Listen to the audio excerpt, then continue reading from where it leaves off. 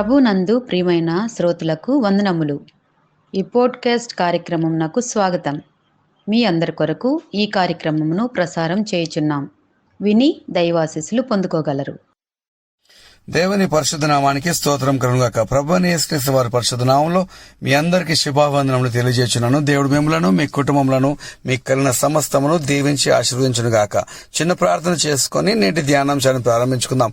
ప్రేమగల మా పరలోకపు తండ్రి, నీ పరిశుద్ధ లేఖనాలను మేము ధ్యానం చేసుకుంటుండగా మీ కృప మాకు తోడుగా ఉంచి మమ్మల్ని సరసత్వంలోకి నడిపించమని ప్రార్థిస్తూ మీకు వందనాలు, స్తుతులు, స్తోత్రం చెల్లిస్తూ మా ప్రభువును ప్రియరక్షకుడైన యేసయ్య పరిశుద్ధ నామములో బతిమలాడి అడిగి వేడుకుంటున్నాము తండ్రి. Amen, amen, amen.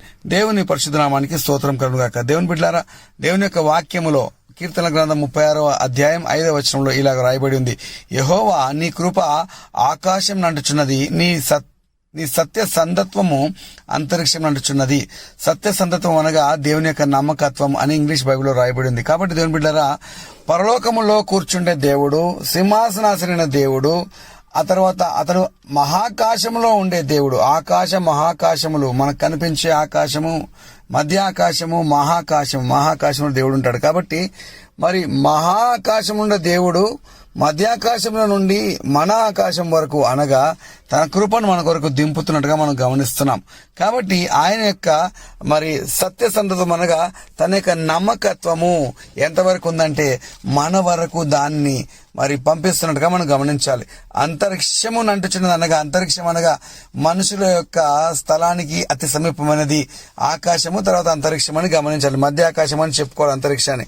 అయితే అంతవరకు వస్తుందంటే దేవుని యొక్క సింహాసనం దగ్గర, కృపా సింహాసనం దగ్గర నుంచి కృప మన దాకా వస్తున్నట్టుగా వాక్యం మనం చూస్తున్నాం. దేవుని బిడ్డలారా, యేసుక్రీస్తు ప్రభువు వారు ఈ లోకానికి వచ్చినప్పుడు కృపా సత్య సంపూర్ణంగా మన మధ్యకు వచ్చాడని మరి యోహాను సువార్త 1వ అధ్యాయం 14వ వచనంలో మనం చూస్తున్నాం. కాబట్టి ఇక్కడ దేవుడు తన యొక్క కృపను మన కొరకు పంపిస్తున్నట్టుగా ఆ విషయంలో ఆకాశం అంతా నమ్మకత్వాన్ని కలిగినాడు. అంటే మరి తన యొక్క విశ్వాసిత అంట, తన యొక్క నమ్మకత్వము ఆకాశం అంతా నింపుతుందంట. దై ఫెయిత్ఫుల్నెస్ అంటూ ద క్లౌడ్స్ అని రాసిందంట. నమ్మకత్వము మరి మేఘముల వరకు వ్యాపించిందని రాసింది. కాబట్టి దేవుడు మన వైపుకు చూస్తున్నాడు. పరలోకం నుండే దేవుడు, సింహాసనాసన దేవుడు ఎప్పుడు మన వైపే చూస్తున్నాడు. 108వ కీర్తన 4వ వచనంలో ఏమో రాసిందంటే, యెహోవా నీ కృప ఆకాశము కంటే ఎత్తైనది, నీ సత్యము మేఘములంతా ఎత్తుగా ఉన్నదని చెప్తున్నాడు. అంటే చాలా ఎంతో ఉన్నతమైన సత్యము, ఎంతో ఉన్నతమైన మరి ఆయన కృపను మన ఎడల కలిగి ఉన్నాడు అని చెప్పేసి ఆ విషయంలో నమ్మకమైన వాడని కీర్తనకారుడు చూపిస్తున్నాడు. 103వ కీర్తన 11లో దావీదు అంటున్నాడు, భూమి కంటే ఆకాశం ఎంత ఉన్నతంగా ఉన్నదో ఆయన యందు భయభక్తులు గల వారి ఎడల ఆయన కృప అంత అధికంగా ఉన్నది అనే మాటలు మనకు చూపిస్తున్నాడు. దేవుని బిడ్డలారా, దేవుని యొక్క చిత్తం ఏంటంటే ఆకాశం అంతా కృప కలిగిన వాడు నీకు కొంచెం కృప చూపించలేడా? భూమి అందంతలో తన యొక్క కృపను చూపించే దేవుడు నీకు కృప చూపించలేడా అనే ప్రశ్న మనం వేసుకోవాలా. కాబట్టి ఆయన కృప చూపుట యందు ఎంతో సంతోషించేవాడు. మన పాపములను సముద్రాగాధంలో పడవేయట విషయంలో ఎంతో ఆసక్తితో కార్యం చేసిన దేవుడు. కాబట్టి నీ పట్ల, నా పట్ల దేవుడు తన కార్యాన్ని చేస్తాడు. కాబట్టి దేవుని బిడ్డలారా, మనము మన జీవితంలో మనకు కలిగే సమస్యలలో ఆయన ఎంతో విశ్వాసతను కలిగి ఉన్నాడని మనం గమనించాలి. ఎంతో నమ్మకత్వాన్ని కలిగిన మనం గమనించాలి. ఆకాశం అంతా నిండుగా మన కొరకు తన కృపను కలిగిన దేవుడు.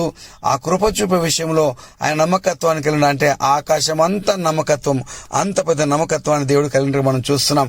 కాబట్టి మన పాపను మనకు దూరపరిచిన దేవుడు, తన కుమారుని సహవాసంలోకి మనం పిలిచిన దేవుడు, మన స్థిరపరిచిన నమ్మకమైన దేవుడు, మనం పిలిచిన దేవుడు నమ్మకమైన వాడు, దుష్టత్వం నుంచి, భ్రష్టత్వం నుంచి మనల్ని కాపాడే దేవుడు.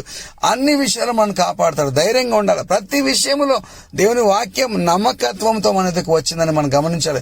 ఆయన చెప్పిన ప్రతి మాట మన పట్ల నెరవేరుతుంది. దేవుని బిడ్డ, నిరాశలో ఉన్నావా, నిస్పృహలో ఉన్నావా, కృంగుదలలో ఉన్నావా, కన్నీటిలో ఉన్నావా, ఎవరైనా నేను కాని మాటలు అన్నారా, నువ్వు ఎదుర్కోలేని ప్రతికూల పరిస్థితులు నీకు వ్యతిరేకంగా వస్తున్నాయా, మనుషుల వల్లనో, మరి దేవుని ఎరగని అన్నిల వలననో, లేకపోతే మరి ప్రకృతి వలనో, లేకపోతే మరి దురాత్మ సమూహాల వలననో నువ్వు బాధలు పడుతున్నావా? దేవుని బిడ్డ నమ్మకమైన వాడు. ఆయన ఆకాశం అంతా తన విశ్వాసతను నింపి ఉన్న దేవుడు, తన సత్య సంధత్వము కలిగి ఉన్న దేవుడు. కాబట్టి నేను విడువని దేవుడు, ఎడబాయని దేవుడు. నీతో ఆయన ఎప్పుడు ఉండడానికి ఇష్టపడుతున్నాడు. మన జీవితానికి సమర్పించి, ప్రభువా ఆకాశమంతా విశ్వాసానికి కలిగిన దేవా, నాయుడు నన్ను బలపరచడం విశ్వాసతను చూపించే దేవానికి స్తోత్రం అని చెప్పి మన జీవితానికి సమర్పించినప్పుడు నమ్మకమైన దేవుడు మనం నడిపిస్తాడు. గొప్ప విశ్వాసం మనకి ఇస్తాడు.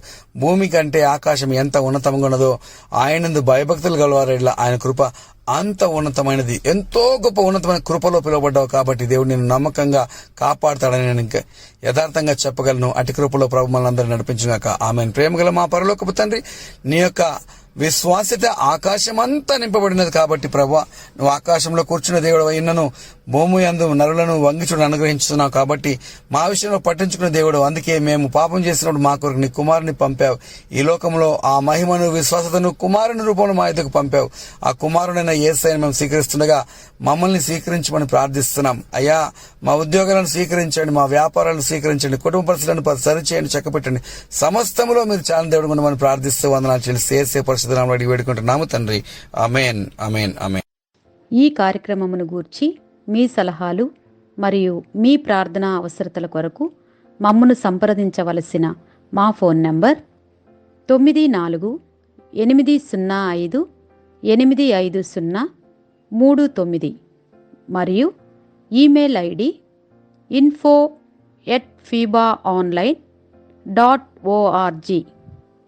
మా ఫోన్ నంబర్ మరొకసారి 9480585039.